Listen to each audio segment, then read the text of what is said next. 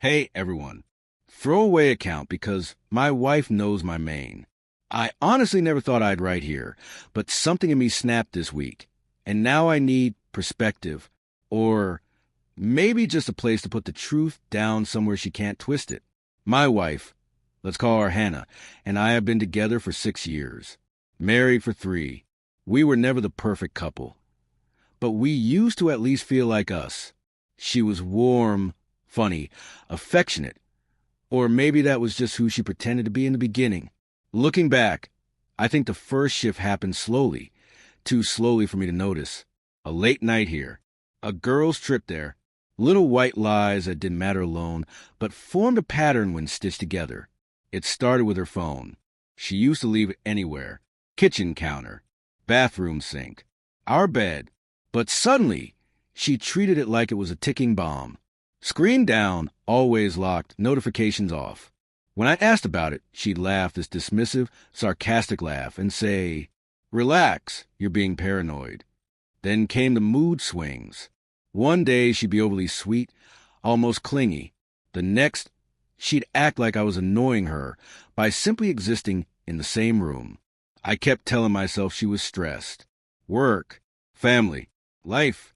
You know, the usual excuses you make when you don't want to believe something darker is going on. But the truth was waiting for me in places I never expected. Hannah's shift from warm to distant wasn't sudden. It was more like watching someone slowly turn down a dimmer switch until the room goes dark, and you're left wondering when it even happened. The first real red flag came on a Wednesday. A completely normal, boring Wednesday. She came home late, way later than usual, claiming she'd gotten stuck in unexpected meetings. But she walked through the door looking like she stepped out of a magazine cover shoot. Perfect hair, perfect makeup, a dress I hadn't seen before, and heels she never wore to the office. I remember joking, "Since when do corporate meetings require cocktail attire?" She didn't laugh. She didn't say anything at all.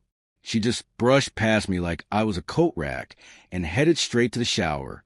Her purse fell over on the couch as she passed, and something shiny slid out, a hotel key card. When I picked it up, my stomach dropped. I didn't want to believe what it meant, so I tried to play it cool when she came out. "Hey," I said, holding it up casually, "this fall out of your bag?" The way she froze, the way she blinked too slowly, the way she forced a smile that didn't touch her eyes. I knew. "Oh, that's from a conference last month," she said. "I thought I threw that away." Her voice was light, but her hands were shaking. I should have pushed. I should have asked more. Instead, I gave her the benefit of the doubt. The same benefit of the doubt she'd been taking advantage of for months. And I wish that were the only clue. But then came the second. And unlike the hotel key, this one was impossible to pretend I didn't see. The second clue came the next morning. And this one didn't fall into my lap. It landed right in front of my face. Hannah and I both work from home a couple days a week. That Thursday, she was rushing around, already annoyed before the day even started. She kept snapping at me over nothing. The coffee being too strong, the Wi-Fi being slow, my presence being distracting. Then she realized she'd left her laptop charger in the bedroom. "Don't touch my computer," she said sharply as she walked away. That alone should have told me everything. I wasn't even near her laptop. I was standing in the kitchen when her phone, left on the counter for once, lit up. I didn't pick it up. I didn't unlock it. I didn't need to. The notification banner was right there. "Last night was incredible. I can't stop thinking about you." From a contact saved as E. My heart started pounding so hard I could hear it in my ears. I just stood there staring at the screen, like it might disappear if I didn't move. A second message popped up almost immediately. "Same time next week? He won't suspect a thing." I felt sick. When Hannah came back into the kitchen, she saw my face before she saw her phone. Her eyes flicked to the counter, and for a split second, all the color drained out of her. "What's wrong with you?" she asked, way too aggressively. I didn't answer right away. I just nodded toward the phone. "That," I said, "that's wrong." She grabbed it instantly, flipping it face down like a reflex. Then she sighed, not guilty, not scared, annoyed. "Oh my God," she said. You seriously read my notifications now? I didn't read anything, I said. It was on the screen. She rolled her eyes. You're being dramatic. That's Emily. She's going through a breakup and says weird emotional stuff. She mentioned last night. I replied, and same time next week. Hannah laughed, actually laughed. Wow, you really want this to be something, don't you? She said. You've been so insecure lately. It's exhausting. Insecure. Somehow, I walked away from that conversation apologizing. But that message didn't leave my head. And neither did the realization that she just lied to my face without even hesitating. And as it turns out, that message was only the tip of what she was hiding. After that morning, something changed in me. Not anger, awareness. Like my brain finally stopped protecting her and started paying attention. Hannah became extra nice for a couple of days. Too nice. She made dinner, laughed at my jokes, even initiated intimacy, which hadn't happened in weeks. It felt rehearsed, like damage control rather than affection. Then she slipped up. On Friday afternoon, she told me she was meeting Emily for drinks. Same name she'd used to explain away the messages. She even added details unprompted to borrow the time how Emily really needed support. That should have reassured me. Instead, it made my stomach twist. Because an hour later, while Hannah was supposedly already out, her iPad, which was still linked to her phone, lit up on the coffee table. A new message came through from E. Can't wait to finally have you all to myself tonight. I just stared at it. No mention of drinks. No mention of Emily's breakup. Just certainty. Intimacy. Possession. I checked the timestamp. 5 minutes ago. Meaning she was still in the car. Still on the way. Still lying. I didn't confront her. Not yet. Instead, I did something I never thought I'd do. I opened the iPad. What I found wasn't just flirting. It was weeks of messages, hotel photos, inside jokes, voice notes, plans, complaints about me. One message made my hand shake. He's clueless. I hate pretending with him. Another, once I'm sure about you, I'll figure out my exit. Exit? She wasn't just cheating.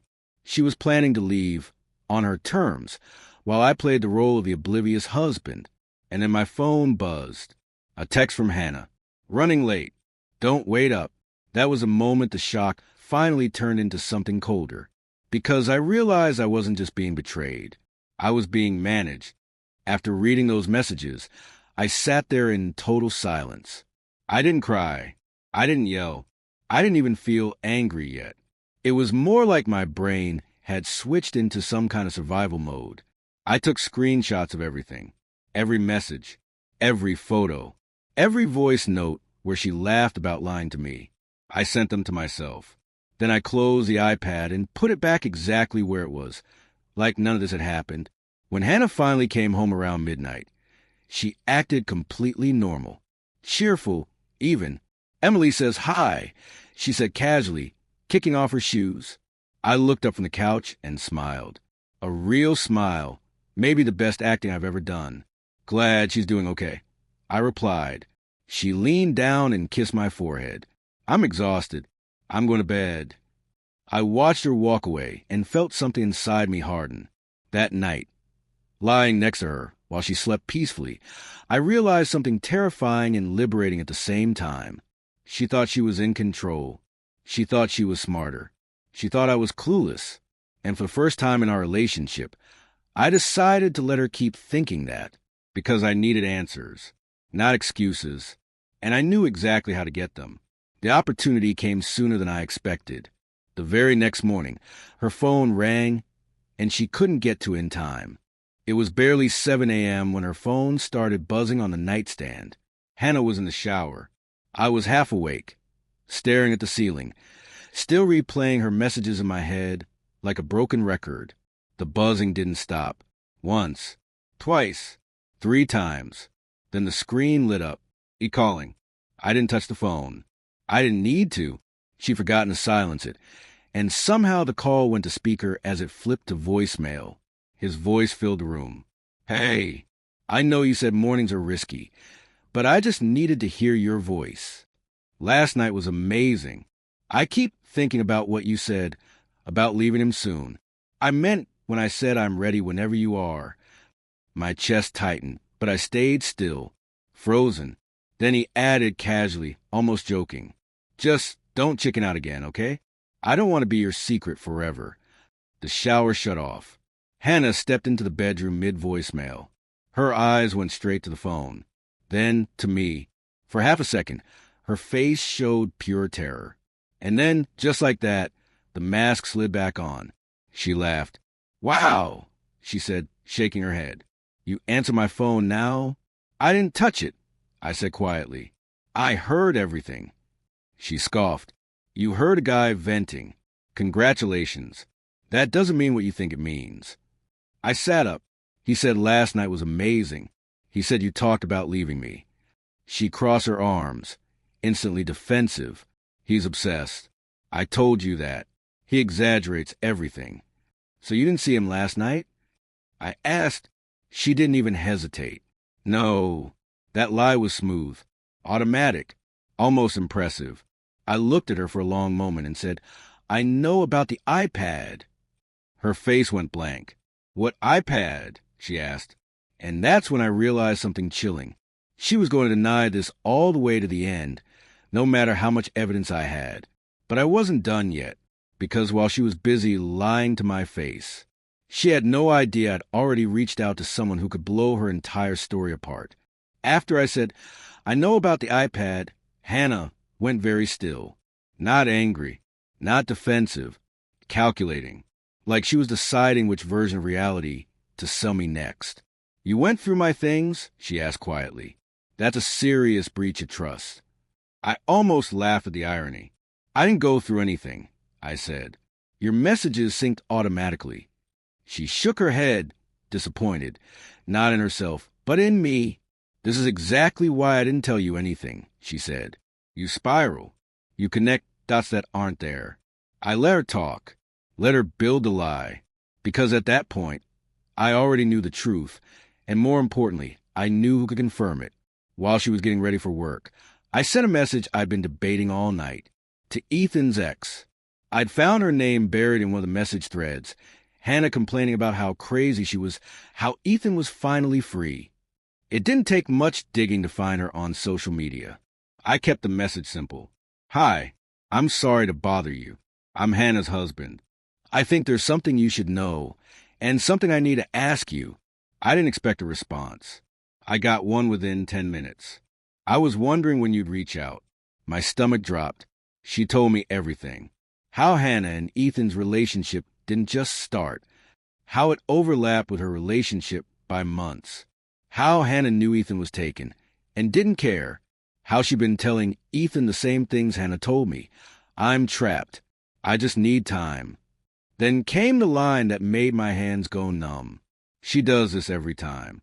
She picks someone stable, lines up the next person, then leaves chaos behind her. Every time. This wasn't a mistake. This was a pattern. That evening, Hannah came home irritated, complaining about work, asking what was for dinner like nothing had happened. I looked at her and realized something terrifyingly simple. She wasn't afraid of losing me. She was afraid of losing control of the story. And tomorrow, that story was going to unravel, because Ethan himself had just agreed to meet me. Ethan agreed to meet me way too quickly. That alone told me everything. We met at a small coffee shop halfway between his office and our house. Neutral territory. Public. Safe. He was already there when I arrived, sitting rigidly at a corner table, phone face down, coffee untouched. He looked nervous. Not guilty. Nervous. "Thanks for coming," I said, sitting down. He nodded. I figured this was inevitable. That word hit me hard. Inevitable. "I'm not here to fight," I said. "I just want the truth. All of it." He let out a slow breath, like he'd been holding it in for weeks. "She told me you two were basically separated," he said immediately. "Same house, different lives."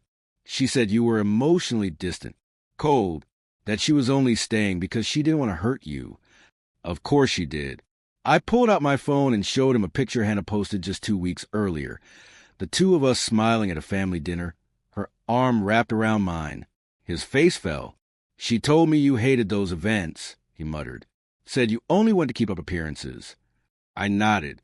"She told me you were just a clingy co-worker who misread things." He laughed, but there was no humor in it. "Yeah, that sounds like her." Then he said something I wasn't prepared for. "She wasn't just seeing me." I leaned back slightly. "How many?" "At least one more that I know of," he said. "A guy she met at a conference." She joked about having options. I thought she was exaggerating. Options? Like people were interchangeable objects. Ethan rubbed his hands together. "Look, I know I'm not innocent here, but you should know she's been pushing me to move faster. Talking about moving in together. About you not taking it well when she leaves." My stomach twisted. "She say anything else about me?" I asked. He hesitated. "She said if you found out, you'd try to manipulate the narrative, that you'd play the victim, that you were emotionally unstable." There was again the preemptive character assassination. I stood up. "Thank you for being honest," I said. "I think we were both lied to." He nodded slowly. "Yeah, I think so too." As I walked out of the cafe, my phone buzzed. A text from Hannah. "We need to talk tonight. This tension isn't healthy." I stared at the message for a long moment. She had no idea what I knew. No idea how close she was to losing everything. And for the first time since this nightmare began, I wasn't scared of that conversation. I was ready for it. When I got home that evening, Hannah was already there, sitting at the kitchen table, phone face down, arms crossed. She had that calm, rehearsed expression she used whenever she planned to steer a conversation. "We need to communicate better," she started before I even sat down. "This weird energy between us isn't healthy." I almost admired the confidence. "I agree," I said. "So let's communicate." She relaxed a little. "Big mistake. I met Ethan today." Her face didn't change at first. Just a tiny pause, like a skip frame in a video. Then she smiled. "Oh," she said lightly. "And did he enjoy the drama?" "He told me everything." I replied. The smile stayed. Her eyes hardened. "He's lying," she said immediately. "He's bitter. I rejected him, and now he's trying to punish me." I nodded slowly. "He said you told him we were basically separated." She shrugged. "Emotionally, we are." He said, "You were planning to move in with him." She laughed. "That's ridiculous." He said you told him I was unstable, that I'd manipulate the story if I found out. That one landed. Her jaw tightened. "You're twisting his words." I also spoke to his ex. Silence. Real silence this time. Not performative. Not strategic. Her eyes dropped to the table. "She reached out to you?" Hannah asked carefully. "No," I said. "I reached out to her, and she confirmed this isn't new for you, that you do this every time." Her voice sharpened. "So now you're collecting women to gang up on me?" "No," I said. "I'm collecting the truth." She stood up abruptly. "You think you're so righteous," she snapped. "You have no idea what it's like being with someone who doesn't see you, who doesn't want you." "I wanted you," I said quietly. "You just wanted options." She flinched. Then came the pivot, the one I'd seen coming. "Fine," she said coldly.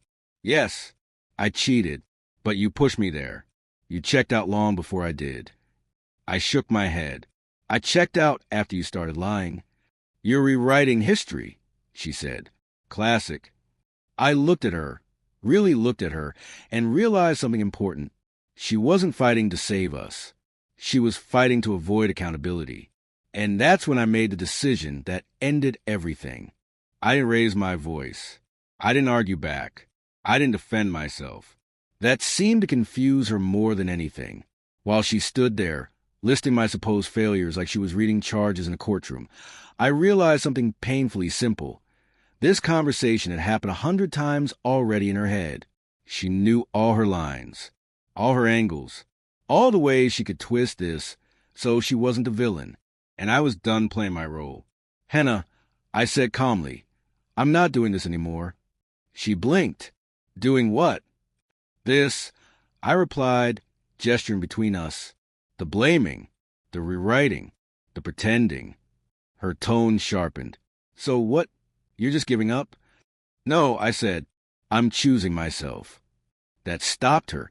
You don't get to just opt out, she said. We're married. Not like this. I replied, I'm filing for divorce. There it was. Real emotion, not anger, not sarcasm, not manipulation. Fear. She laughed, but it came out wrong. You're being dramatic. You'll cool off. I already talked to a lawyer, I said, this morning. Her face went pale. You what? I froze our joint account.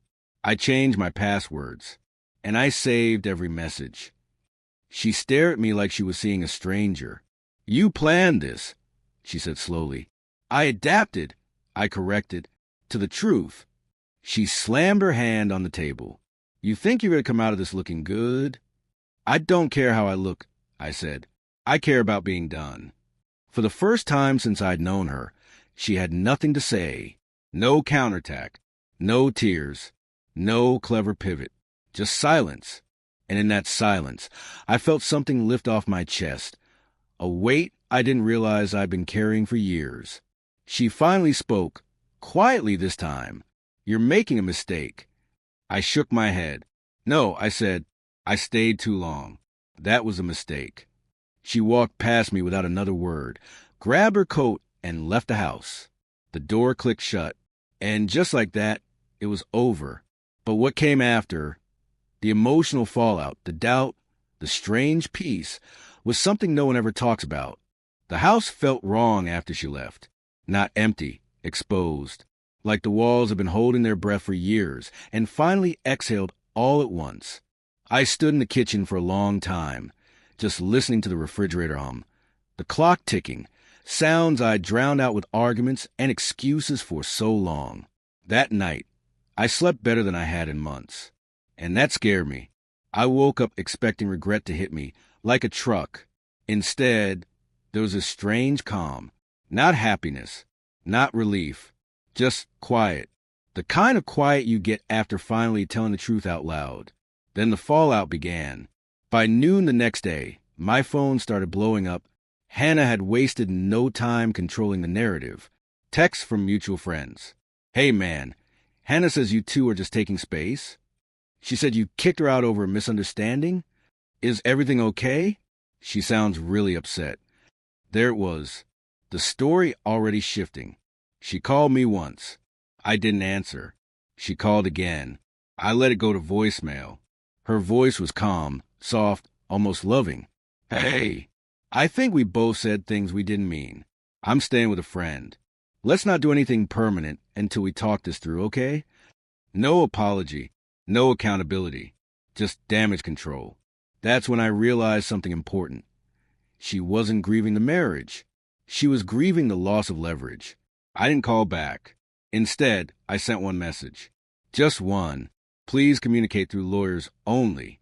3 dots appeared, disappeared, appeared again, then nothing. And for the first time since this all started, I felt like I was finally ahead of her, not emotionally, not strategically, but mentally, because I wasn't reacting anymore. I was choosing.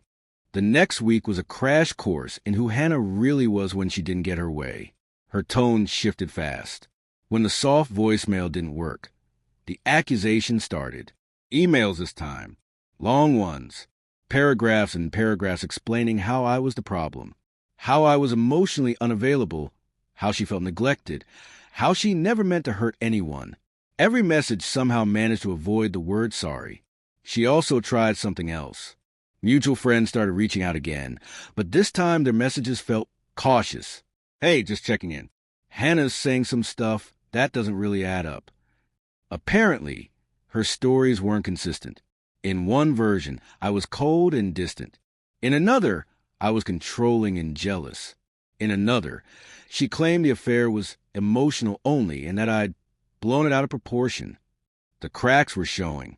Then came the moment that sealed it for me. Her lawyer contacted mine.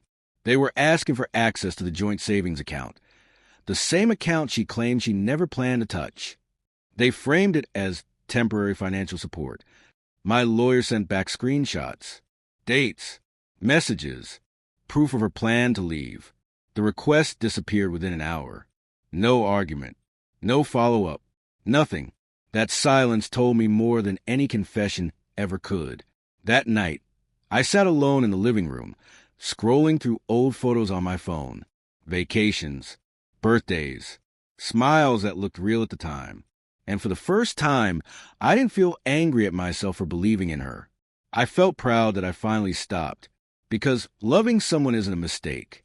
Staying once you know the truth is. And the truth was clear now. She had lost control of the narrative.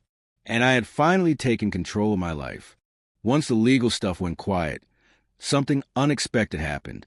My mind finally slowed down.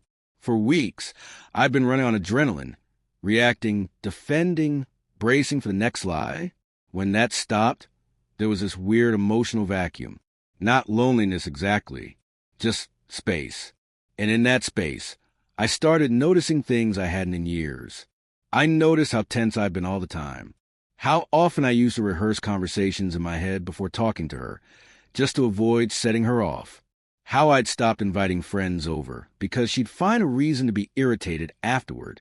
Without Hannah in the house, I wasn't walking on eggshells anymore. No sudden mood shifts. No silent treatments. No need to decode tone or facial expressions. I reconnected with people I'd quietly drifted away from. Old friends I hadn't seen because Hannah didn't like their vibe. Family members she said were too involved. Every single one of them said some version of the same thing. You seem lighter. That hit harder than I expected. I also started therapy. Not because I felt broken, but because I wanted to understand why I stayed as long as I did. Why I kept accepting half-truths and excuses. Why I confused love with endurance. The answer wasn't weakness. It was hope. Hope that if I just tried harder, loved better, stayed calmer, she'd eventually meet me where I was. But she never planned to, and that realization didn't hurt anymore. It freed me. Still, just when things felt stable, Hannah tried one last move, and this one almost worked. Just when I thought was finally settling down, Hannah reached out again.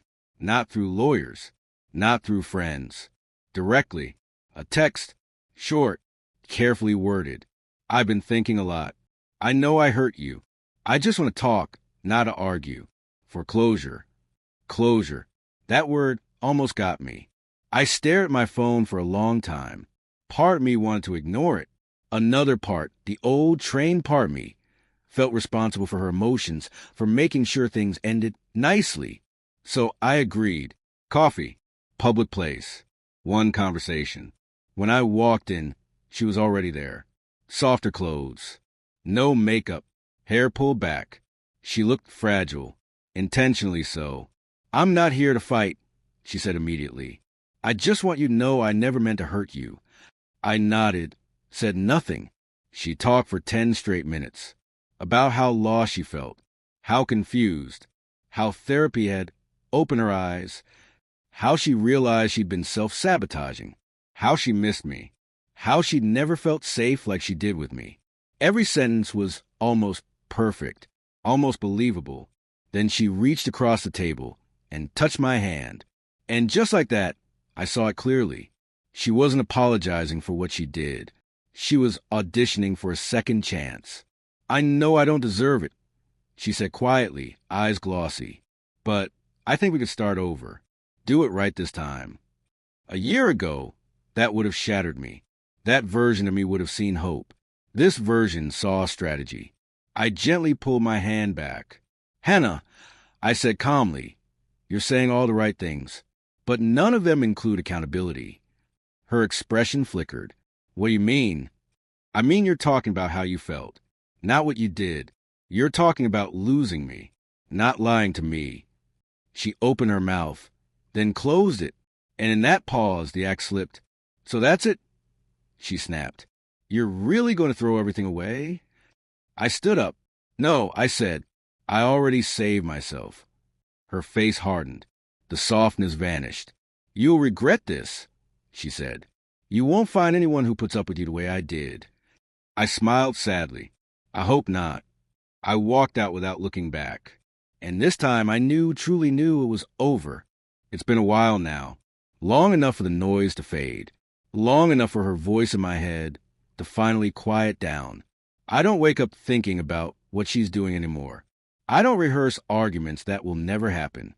I don't feel that constant tension in my chest like I'm bracing for impact. What surprised me most wasn't the pain of the breakup. It was how much of myself I got back afterward. I learned that love shouldn't feel like surveillance. That trust doesn't require constant proof. That someone who truly cares about you won't need backup plans or options. I also learned something harder. You can be loyal, patient, and loving and still be betrayed. That doesn't make you naive. It makes you human. If you're reading this and something feels off in your relationship, if your gut keeps whispering while your partner keeps dismissing, listen to that whisper. It's not trying to destroy your relationship. It's trying to protect you. Don't wait for undeniable proof if the cost is your peace. Don't stay because of who they used to be. And don't confuse hope with obligation. Walking away doesn't mean you failed. Sometimes it means you finally stopped failing yourself. I didn't lose my marriage because I wasn't enough. I lost it because I finally chose honesty over illusion. And for the first time in a long time, that feels like winning.